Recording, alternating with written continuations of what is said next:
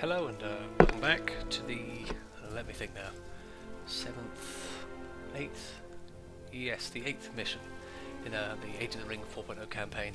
Last mission we did, what's it called? Journey in the Dark, Moria. We did the long dark of Moria, and we're still not out of Moria yet. We've still got one level to go, a shorter level. It's just covering what I would call the action scenes we see at that part of the film and the book. We had to split it some way, and this was the way we decided to do it. And it means if you do, lose or the game crashes, you don't lose too much, because you can complete this level in 15 minutes, probably. It's not a long one. As all the old tales. Where we left off with our heroes, and as I said in the last level, Gimli will keep the Balin's axe he picked up in the previous level. You can get lost wandering around the Great Hall, which isn't so bad a thing. It looks lovely with all the new objects and props and what have you. But as I know the way to go, let's go straight in to dear old Balin's tomb. No, there isn't. I need to add an Ori skeleton there. There probably was one originally. Oh, there he is. That's my mistake. Oh dear, terribly sad. A little thing we did here is, here lies Balin, much like the previous mission, there's a baked lighting on this map to make it dark. So we can control, because we have Khazad-Dum later, which is obviously red and bright. We had to control it throughout the map. In here we added an artificial light source, so this bright shining light wouldn't leave all our heroes, they wouldn't look dark and underexposed. And that's only a late addition, but it definitely makes a difference, because before they looked really weird. It was nice expanding on this as well from the original Battlefield Earth 1 level, and in the extra dialogue in the fancy new camera moves. You can do this in Battlefield Earth 1. This wasn't a feature. Well, not for the publicly available world builder. Now we can, and we can do stuff like this, which is great. Really, it feels a lot more intense. And we can have Aragorn with his bow, which is fantastic. Right. This battle can be hard, and you have to use everything you can at your disposal, because you can get overwhelmed and beaten very easily. I would advise you take Aragorn off his bow, because he is stronger. Just with his sword, he has a big splash damage, so it feels like 8 in one swing. I love those Gimli lines. We didn't have those originally. Gimli never really said anything about Moria in Battlefield Earth, but now we have these very specific dialogue cues. I can line up. This scripting-wise, it's not too complicated. Outside of here, we just have several points where these goblins will spawn. One odd thing is rather than being spawned in out of thin air, because of the narrow space they have to enter in, these units have to be laid out as single units off the map and then teleported in. If you spawn them in, they spawn in odd clumps and they enter in very weird ways. That was the same back in Battlefield Earth 1 as well. Hordes just get confused. Oh my god, they've gone straight for Frodo. Jesus Christ. Gimli, you do something. You do something too. Troll's dead. Problem solved. Ooh, my hobbits are getting surrounded. You can still use your cloaks on this level, which is good, because you can get overwhelmed very easily. You do your horn.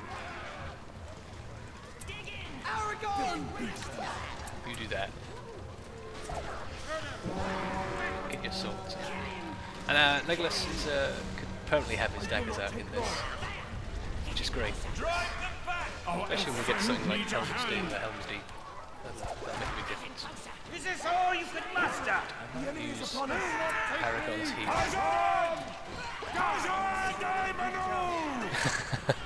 Gimli never says that in the film. Can you believe it? That very, famous kind of dwarf line.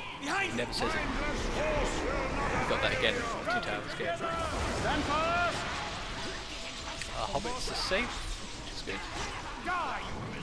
We've almost won this. It's not too bad. You've just got to run your toes. Sam's fine. They all dead. Hurry, Master Dwarf! They're dead. Defeat them all, or we are lost! To the bridge of Khazad-Dum! Off we go. We run off. Now, this next scene, it's interesting because we have the collapsing towers. And the way we set this up, Matt made the towers themselves, and he made all the coding and what have you, so they do collapse. But the way I had to make it so it would collapse in a way that was actually relevant, because the hall's so big, you could be anywhere. You know? So I set up a bunch of scripts that would monitor, would find the nearest pillar to you at all times, and that would be labelled as the one that's ready to explode the next time I trigger that script. For example, there, just track the closest pillar. I think Gandalf's used as the marker. So Gandalf's the one we've got to watch out for when the towers collapse, because if he's near them, that'll be the one that does collapse. I had to work quite hard as well to make sure the towers didn't directly strike in odd ways. You know, not directly horizontal, diagonal at the very best. Otherwise they just clip through each other and it looks very weird. Those are the kind of little things you sort of work out as you go along. Find the best way of doing it. It's always good to keep your hobbits in the middle of all your stronger heroes, because they can get overwhelmed really quickly. And to be fair, the goblins are very weak in this scene. They can get quite intimidating. There's Gandalf's. This is good for clearing them out, of course. Added a lot of audio cues. We didn't have those originally in this scene. That background kind of noise and, you know, scuttering, fighting goblins. We added that in very late. Based on Carl's recommendation, that it was a good call, because it adds a bit more depth to the audio at least. Which way is that tower going? Oh, it's alright, it's going in a good direction. I don't think they can actually kill you. They used to be able to. It may still be the case. I'm going to zoom in a bit, spare my computer too much pain. Where are you, Bob? Can you do anything? Nothing worth doing. In a minute, the Balrog should scare all these buggers away. Because of course we're not meant to win this, really. We're meant to be, I guess, rescued by the Balrog. Oh, see, if I look away, it runs perfectly well. If I look back,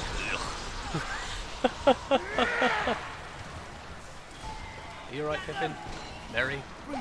Sorry. There we are. That's the cue to say we're done here, basically. Do not show them fear! Stand fast!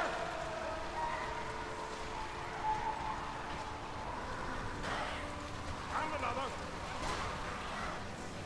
God, that's a lot of goblins. Off they go.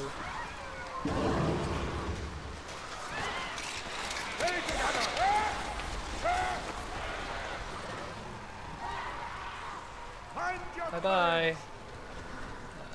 At this point, they all run off, and I believe they're What is this new devilry? deleted. Off that. We're out of here. The Balrog, the demon of the ancient world. This foe is beyond any of you. Run! And run we will. Yeah, so that scene, a fair bit of work to make sure the goblins couldn't actually really swarm you and overwhelm you. To get these pillars working was a bit of a git, but it worked out in the end. All the audio cues together, it makes it's pretty good. Now this, I'll just stop here just for a moment just to show the amount of work, because mapping wise it's not too difficult. It's actually the number of objects. Matt just made tons and tons of props. He cut all the ones out of the old Khazad-Dum, retextured them, gave them to me, and I tried to lay them out in a fashion that mostly resembled what we see in the film.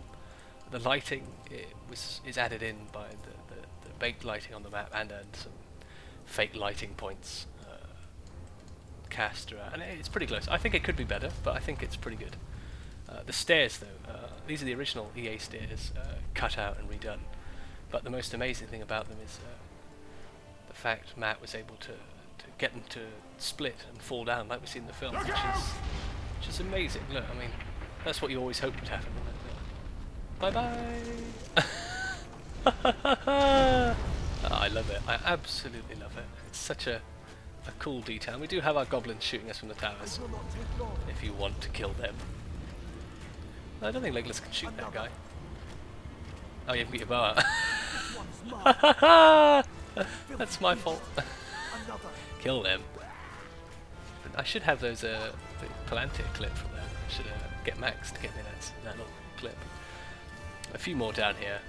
Not a long scene, but I think it definitely looks better, I think. The old one had all the lava at the bottom, and we couldn't have, we were very restricted in what we can do with an old prop, just reusing something we've already got. And I was hesitant about redoing this area. I didn't know how you could really make it look good, but Matt, the fact he did all this means it was very easy. It wasn't hard at all for me to get it working. Now the next hall is one I didn't really recognise because you don't really see it much in the film. They just run through it in about 3 seconds, as we see down here in the bottom left. But it is another hall, another slightly collapsed hall with its own completely different model of pillar, I'll have you know, different walls. They're all unique to this one little area. And the floor will slowly catch fire. It can take a while to render in, so you may be in areas of fire without even knowing. But our only objective here is to get across the room to the bridge. Dreaded bloody bridge. Our hobbits are burning up. Get out of the fire, you numpties. We're blocked. And blocked because of that guy. Blink it. Right. Right, I'm going to put my hobbits in a cloak, I'm going to leave them here. You don't need them. So this is a deviation. We had to come up with a way of making this fight a little more interesting. Originally, you had to kill these shamans, which are these guys. They've got feathers attached to their hat. They look very cool. Hat, helmet. You have to kill these guys. They're the ones that are blocking our exit from the hall. So you've got to slaughter them. One thing you do have to note is once you slaughter them, he will come and get you. So you've got to make sure you're out of the way. He will then go back to targeting Gandalf. Gandalf and him have a not overly complicated set of scripts, but a number of scripts that mean they move around a lot and he uses his powers and vice versa. And they're not able to lose too much health either. So once he's dead, this shaman, the Balrog will probably get very angry at us and we better run because he can breathe fire on us. So if you're too close, you're at risk of getting killed. This tower's going to fall. Thankfully in the opposite direction. Ooh! You know, if you have a hobbit there and you get whipped, he can die, so it's worth leaving them behind where they're safe by the bridge. And here, if he uses his flame, you're also in trouble. That was quite tricky actually. To get these guys working correctly and not looking stupid was a bit of a nightmare. Because originally you'd have to do both at the same time. You controlled Gandalf and the Fellowship, and it became it was a bit of a nightmare to get them to behave properly. To try and balance controlling the Fellowship and Gandalf was very hard. So we ditched it, we split it into 2. So now, when Mr. Balrog comes over, I'll be out of his hair. I've only got one more shaman to kill. Just him. I love the feathers on the hat, he looks really cool. Once he's dead, our part is over. Done. Now we're back to Gandhi. Who is in the middle of fighting. It is now from this point going forward, it's very, very reminiscent of Battle for Middle-earth 1. Except we have a few more things to think about, namely, I believe the hazards. I think it's smoke and fog which slow you down. I can't remember. And the collapsing towers, which are our risk. If they collapse on you, I think these ones can kill you. It does come down to a bit of a running around map, much like Battle for Middle-earth 1 was, but we had a little bit of variety. You're kind of limited in how you can make this that interesting, because it's a giant demon versus a tiny old man. A wizard at that, but even there's only so much you can do. It is where sometimes you're lucky. Balrog has a set of powers and things he'll do, and they're kind of randomly decided. Sometimes you get to the point where he's about to kill you, and then he'll just decide to fly off, and that can really save your ass. These pillars look amazing. The fact he made this, Matt did, it's amazing. This map would look like nothing without him. I genuinely would. All of Moria would look just terrible. Anybody who really enjoys these levels owes him a huge debt for controlling the art and everything. Run away, Gandalf. The heroes are safe. They won't be attacked. Say, does that hurt them? No, thank Christ. I didn't know for a second there whether that was going to kill him. That does nothing to him, I just do it because I like to annoy him. Gandalf can't be hurt by the flame. That's not a design choice, that's just a limitation of the fact that if you let him be affected by flame, he will die while he's being controlled by the AI, because the AI won't avoid the flames, of course. Kill him. Oh dear, he was out of my circle. Missed me. I don't think you can leave anymore. For a while it was not set up so you could just walk out of here if you wanted. I don't know if you still can. No, you can't anymore, which is good, because it would be a bit weird. Run, Gandalf, run! So let's see. See what I told you? He's going to fly off now. Probably. Oh my god, right in front of me. I love the effects of that smoke and flame. Will you bloody well die? Boom. I like it. This hall is. I had to look up so many. It's hard to find good reference for it because there's only like 1 or 2 tiny models that were made. You know, for public. I think collectors can buy them to look at it, but it's really hard to get internal views of what that looks like. So it was a bit of a nightmare to decide how it's supposed to look. I think it's alright. It's as close as I can get it myself. I'm sure others could do more with matching it all up, but it was good enough, I think, for our purposes. You know, I did like the old EA prop with the lava floor never really bothered me. But it certainly wasn't accurate after looking at the film and how it's meant to be. It certainly was a bit weird looking. Right, get rid of that. We wouldn't have had a reason to use the Fellowship. Ah, here we are. This cinematic. I've seen it so many times. It turned out alright, you know, I was pleased with it in the end. There's actually a different version of that bridge with it broken, and we did discuss if there's a way of actually us breaking it in a cinematic, but we gave up on that idea. It was too long. And originally, we didn't cut to a movie clip, we did the whole thing in game. Gandalf did his staff slamming on the ground, and the moment he did that, the screen turned black, and we heard Frodo yell no, and it faded out. It was nice in its own way, but I think better to show it this way, show the whole thing, you know, through a movie clip. It does exist somewhere, there's still a recording of the old version. So I'll always have that for prosperity. Boom, there we go. Still looks amazing, that Balrog. It's surprising how well it holds up. Down he goes. Farewell, Balrog. Poor old Gandalf there, eh? Dead.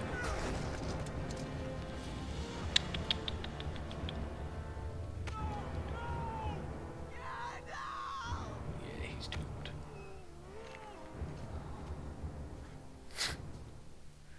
He's doomed. Brother, you fools. Off. Oh dear. Maybe we could do a falling level. Like we see at the beginning of the 2 towers. How the hell would you possibly do that? Mad. Yeah. Edited differently that scene. You know, we cut it off there and we can just about hear the theme in the background. And then we end it, you know. Part of me would still like to see them leaving Moria, but I guess you can go overboard on every movie clip, you could do the whole damn thing, you know. You have to draw a line somewhere, so probably the right thing to do. But yeah, like I said, not a long level, 15 minutes or so, but a nice way to cap off Moria from the level before. Anyway, next level we're doing my least favourite in the whole campaign. It's the bloody Woods of Lothlorien. I will try to be positive about it best I can, but hopefully I'll see you there. Thanks for watching.